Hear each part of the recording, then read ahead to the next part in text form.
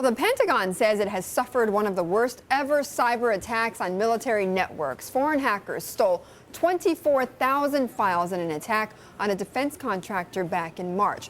That news came as the Pentagon announced a new strategy to blunt hack attacks with the help of other government agencies. Cyberspace is now the fifth dimension of warfare, along with air, land, sea, and space. Military officials are expected to reach out to Silicon Valley for help developing new tactics to defend computer networks. Well, for more on what this means for cybersecurity stocks, we are joined by FBR Capital Markets Vice President Daniel Ives. Also with me is Dominic, who's been studying this issue as well. The first question is, who are the companies that are going to benefit from this? Well, there's really not that many because it's sort of a silo of companies. I think specifically Symantec would be the purest play security vendor.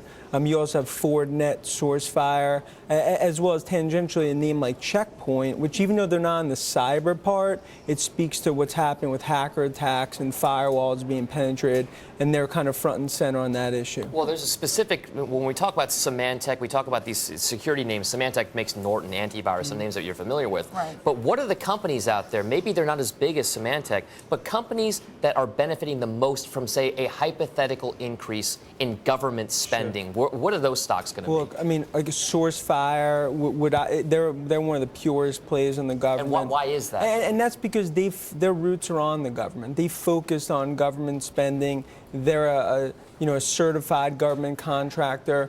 So within the government, that's been a focus. So obviously for them, it's a good majority. But then you have names like Fortinet, you have names like WebSense, WBSN, and also remember Intel buying McAfee. McAfee benefits there. They had a pretty strong government presence. Dan, are we going to see more because of this increased spending from the Pentagon on this? I mean, we're going to see more deal activity then in some of these companies as well? Well, I think that's been the issue. There's been a lot of talk and no action.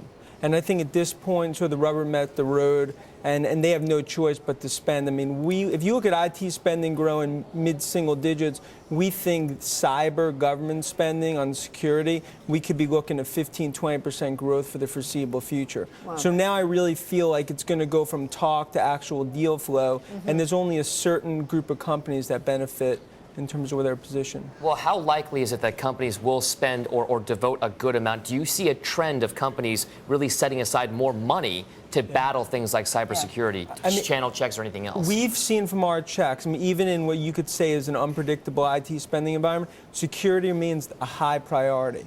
You can't put it off. So you're seeing the percent of budgets go more towards security across the board, whether it's larger companies, SMBs, governments, globally. So this is definitely, we'll call it a more defensive sector in what we could say is more of a choppy IT spending environment.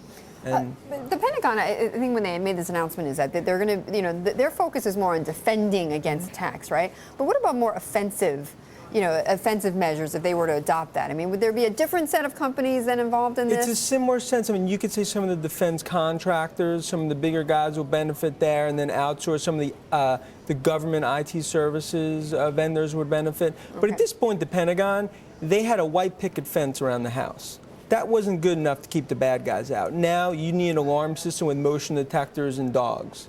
So that's how it's changed. They're going much more on the offensive because at this point, because they're losing. They're losing, and you have what, 15 million plus computer networks that they're monitoring. So it's you can't just talk at this point.